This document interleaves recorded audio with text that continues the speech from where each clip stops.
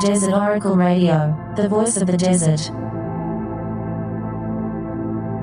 Night has fallen on the desert, and these early and still wintry nights of spring. But the northern hemisphere has passed through the vernal equinox. And now it is springtime officially. When the days are sunny, I hear it in the joyful noise of the songbirds. I see it in the return of Old Man Lizard, the foot-long desert spiny lizard who graciously shares the patio with me and has emerged from wherever he slumbers through the coldest months. I was especially grateful for his return because I'd seen a long, hate-filled centipede testing the patio door for a way in just the other night. And then, just last night after I returned home and reached for the kitchen light switch, my fingers brushed something moving up the wall. Along the edge of the cabinet, 4 inches of pure biological sin. It wanted to fight me like all of them. No point trying to get it into a water glass so I could throw it across the neighbor's fence. What I had to do was kill it before it disappeared into the walls, under the cabinets, into the sofa, into the bedding. Otherwise, if it was female, and who can tell, it would lay at 60 or so eggs. Think about that for a minute, if you can. Do they bite? Hell yes, they bite, and it hurts like hell too. A big one can tear up the end of your finger or toe enough to cause an infection if you don't clean it up and dry it out, but that's true of any small wound. They won't kill you. I mean, they want to kill you. They dream all winter about killing you, but they lack the ammunition. Before I could grab something big enough to smack it with, it cleverly dropped to the floor and rushed for the crack under the baseboards. I got it, fouling the sole of my right boot, but I missed the head in the first few rows of legs, still ready to fight, reared up from the goop on the tile floor. Incredible creatures. I wish a house full of them on all my enemies. Especially those who keep desert spiny lizards, or any lizard, any reptile, confined as a so-called pet, locked in a Petco or Walmart terrarium, a glass prison, life in prison. Here's how you know if a creature is a pet. It returns to you of its own accord. If lost, it seeks home. This can be true of farm animals, of course, even though their fate is to produce food and various byproducts rather than companionship. Leather for shoes, wool for clothing, chicken feet for voodoo rituals, etc. Although I do remember bellying up to the Basque bar up in Gardnerville one evening when the herders had just come down with their sheep. Yes, they cursed the sheep a dozen ways in 3 languages, but they also told stories about the goofy animals, of bold rescues of lost lambs brought back into the fold. The sheep are companions to the shepherd all season long, in a way the cow is very much not the companion of the cowboy. A cowboy is bound only to his horse. A real cowboy, anyway. The cow is something to find somewhere out there, and then herd it back to the grim enclosure with its ominous loading chute.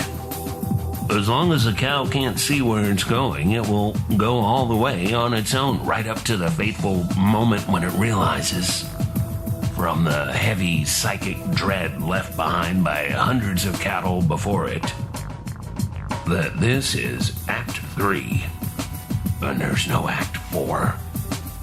A half-century ago, my parents gave me a blue dyed duck for Easter Sunday. People would sell them on country roads for $1 or more than farm duckling prices. A few drops of watered-down food coloring applied to the duckling's down, which would soon be replaced by feathers, and is the perfect Easter present for parents who have no concept of next month. This duck quickly grew to enormous size and had the run of our side of the double shotgun house, this being the lower Ninth Ward of New Orleans. Out back was a small yard shaded by a fig tree, and the duck grew fat that summer on the ripe and fallen fruit and the dog food. We had at the time a couple of little dogs, house dogs, and the duck got along well enough with the canines. But it also bullied them mercilessly when canned dog food was on the menu or something better. The duck had imprinted upon me, as the bird people say, so it enjoyed following me up and down the long, narrow house. It used the dog door with ease and enjoyed the plastic kiddie pool outside, keeping it mostly free of mosquitoes. Eventually, when I began kindergarten that autumn, the adults who had made the decision to bring home a farm duck now decided it was time to get rid of it. Being simple, working-class people, they decided to dump it at City Park, where a colony of mostly abandoned pet ducks had the run of a large pond near the merry-go-round. I suppose I should be grateful they took me along to see off my dear friend, the duck. Other unwanted pets simply disappeared, often with an unconvincing cover story. Like the sad excuse for a beagle they bought out of the newspaper classifieds, I was told they had given it away for obscure reasons. I was only 2 or 3 years old, but I was not a complete idiot. Not yet. When I awoke from a nap and saw the plywood doghouse burning in the backyard, I did have some questions. Anyway, the ill-advised Easter pet was brought to the pond and released. It was seemingly baffled at the sight of so many other ducks. There were more ducks in the world? Cautiously, it wandered over and was welcomed without any violence. But it kept looking back at me, and I encouraged it to make friends, having accepted my parents' decision. And I was glad to see my Easter pet making friends of its own kind. We, the people I mean, began to walk away, back to the asphalt parking area beyond the green. I got no more than a few yards when my loyal duck was again at my side. This went on for another hour or two, but eventually, as we stepped away, gradually, slowly, my duck did not follow. At the time, I suppose I believed that it wanted to stay in the pond, that it understood. But maybe it felt rejected, depressed, and just quit trying. We all know that feeling.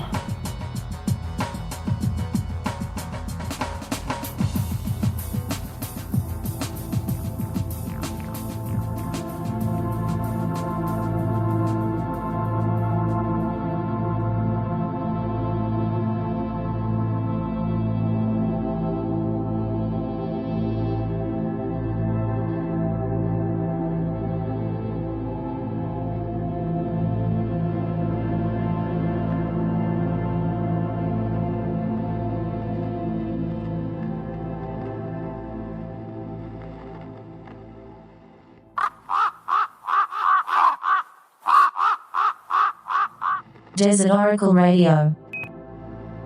With Soundscapes by Red, Blue, Black, Silver. We live in a strange time. A time when medicine has advanced to the point that rich people can be kept alive and sort of functioning well into their 9th and 10th decades.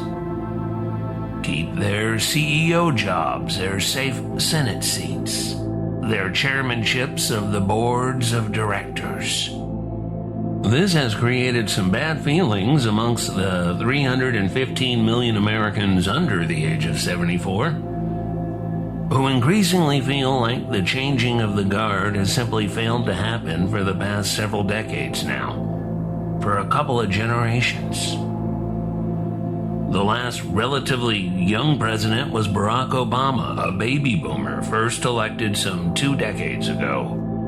Bill Clinton was considered pretty young for a president when he took office in 1993 at the age of 46. His successor, George W. Bush, was 54 years old when he took office in 2001. And both were born the same year as Donald Trump, who took office in 2017 at the age of 70, and is currently the favorite for the 2024 election, meaning he would be 78 years old when he returned to office. All three, Clinton, Bush Jr., Trump, were born in the summer of 1946. The current president, who will be 82 years old should he take the oath a second time next year, was born in 1942, just after the Battle of Midway, America's first great naval battle against Imperial Japan, having entered World War II 6 months earlier. What is this, Trivial Pursuit? No. There's a point to it, which is this. All of them were infants or young children at most, even old Uncle Joe, when America lost its ancient soul. What I'm talking about here is what the early beat poet Kenneth Rexroth called the Old Weird America, a mostly rural land of horse-drawn buggies and ox-drawn plows, a time when the wireless radio and the printed newspaper connected far-flung people to the world, and only 8,000 television sets were in use in 1946, and only the big cities were broadcasting a few odd bits of programming. A boxing match, some radio quiz shows carried over to the new format, and James Beard's cooking program, I Love to Eat. Don't we all? For most Americans of the early and middle 1940s, when nearly half the people still lived in rural areas and small towns, life moved to an ancient rhythm, seasons and harvest. The church and its graveyard, Saturday nights at the honky-tonk, chicken coops and vegetable gardens, the delivery of ice blocks and milk bottles, spook lights and haints, cloth-draped mirrors after someone died in the house, as most people did. You might paint the porch blue to keep wayward spirits from entering. The White Lady glided silently through the woods and along the old canals. Monstrous, phantom black dogs prowled the fields unfazed by bullets. And everybody knew the old songs, work songs and church songs, murder ballads and drinking songs, dancing jigs, some with melodies from the Middle Ages, and words from the time of Shakespeare. The presidents, of course, grew up in the mostly modern world, mostly in worlds of wealth and privilege. Only Bill Clinton came from small-town America, although he was born in a hospital like every president since Jimmy Carter. And he went to college at Georgetown, and Oxford, and Yale. That strange old world was already gone before they had grown up. The haunted world of ghost and God. The rural music, hillbilly and blues, polka and waltz and western, it all became electrified. People moved in droves to the crowded, filthy cities to make war machines for Boeing in Seattle. Chrysler and Ford in Detroit, Douglas Aircraft in Los Angeles. With the Manhattan Project and Trinity Test in New Mexico, the transfer of Hitler's aerospace program to the United States, and finally the brutal and pointless destruction of Hiroshima and Nagasaki, the war was over. The new era had begun. The American century, historians name the 30 years between World War II and the defeat in Vietnam. From our feeble presidents to the ailing King Charles to seemingly vigorous older people like Bernie Sanders, Pam Grier, Mick Jagger, Larry David, Meryl Streep, this was a generation that grew up without the old supernatural world.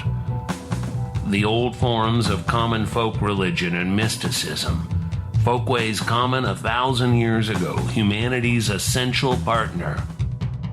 From the very beginning, religion was born around the campfire, as were fairy tales and monster stories, fables and philosophy. But after the summer of 1947, when military men and their willing conspirators began spreading the tales of technological aircraft and alien enemies through the popular mediums of radio, newspaper, wire services, pulp magazines, dime store paperbacks, the old haunted world died. Some say the UFO era began with the Foo Fighters in both the Atlantic and Pacific theaters of World War II, where aircraft crews began encountering balls of brilliant light and shapes of energy that could pace aircraft or race aircraft, or sometimes, and most disturbingly, shoot right towards aircraft as if they were going to collide intentionally. And then they either blinked out of existence or stopped on a dime and shot off at speeds no one had ever seen any aircraft or even the new rockets achieve. There were scattered news reports of such things, always with a strong suggestion that either Nazi Germany or Imperial Japan was behind the encounters. Foo Fighter reports contained absolutely no suggestion of or reference to the then uncommon idea of interplanetary spaceships piloted by humanoid monsters. Yes, H.G. Wells had popularized the Martian invasion story with Victorian audiences, and Orson Welles freaked out American radio listeners in 1938 with his adaptation of the tale. But old-fashioned monstrosities still reigned supreme throughout the 1940s and into the next decade. Vampires and werewolves and zombies and reanimated corpses. All the earthiest of creatures, creatures of the woods and the swamps and the graveyards. The origin of the term FOO, Foo Fighters, is unproven and obscure, but a commonly accepted etymological possibility is the French word for flame, like when you need your cigarette lit, in popular use during the war because a speech challenge Funny Pages character, fireman Smokey Stover, called himself a Foo Fighter rather than a firefighter. Where there's foo, there's fire. Such was his catchphrase.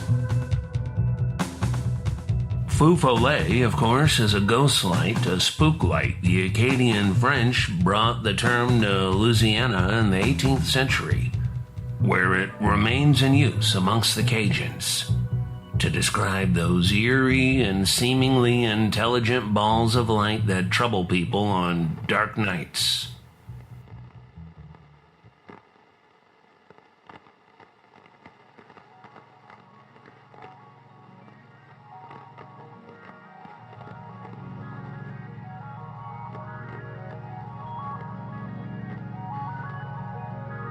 Dark nights on the swamps, dark nights in the piney woods, on the country roads under a canopy of darkened trees. Fool's fire, what the Scottish call will-o'-the-wisp. The Japanese have more than a dozen terms for spook lights. often said to be ghosts of the dead or unborn, or ghosts of magical animals, like the fox.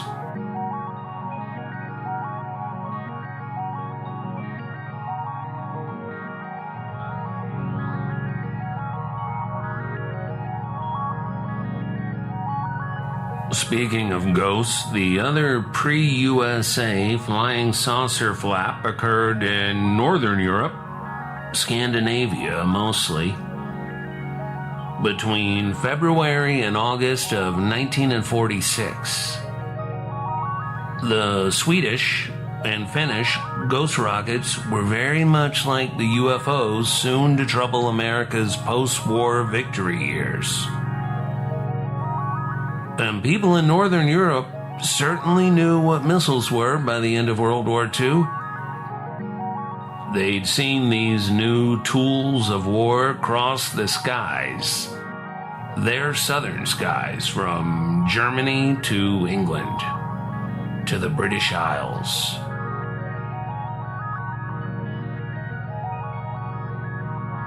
These phantoms sometimes hung in the sky for minutes or even hours, and could make impossible maneuvers before vanishing entirely or dramatically crashing into lakes, often with many witnesses. Lakes where no sign of missiles were ever found, even when dive teams and dredges were brought in. The strange behavior of the disappearing missiles made it natural, or supernatural, to call them ghostly, as people had always done in such situations. It would take the American media, egged on by U.S. intelligence and military men, to implant the idea in the world's consciousness that these strange forms of energy, seen by so many and imagined by so many more during the early days of the flying saucer frenzy, were not visions, were not wonders in the sky, apparitions of Mother Mary or Krishna or Kali, or otherwise omens and signs of things to come. They were, instead, aircraft. Silvery, high-speed, mysterious, metallic aircraft. In fact, 1940s flying saucers even had the same finish as military test aircraft of the day.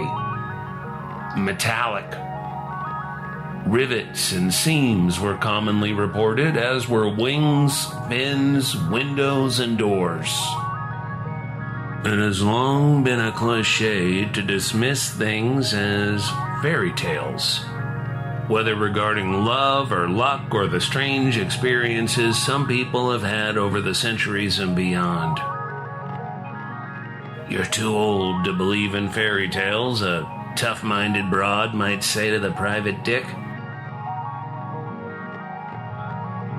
Late in my own life, I've come to realize that fairy tales hold more truth about the unexplained, about the real magic that sometimes appears in our lives, than all the shady flying saucer stories spun by military men and intelligence agencies and their ever-willing co-conspirators, from the producers of Ancient Aliens to the editors of the New York Times.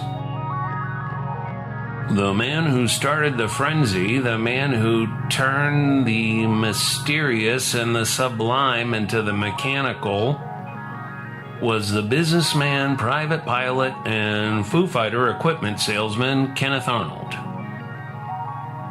Firefighting equipment. Listen to this. Arnold started his own company, the Great Western Fire Control Supply in Boise, Idaho, which sold and installed fire suppression systems, a job that took him around the Pacific Northwest.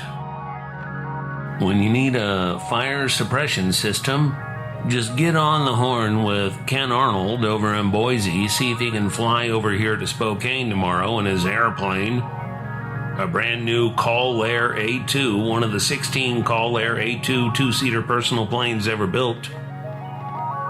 plenty of Americans were getting by without a car in 1947. And here's the fire extinguisher salesman tooling around in a brand new hot rod airplane like James Bond did not exist yet.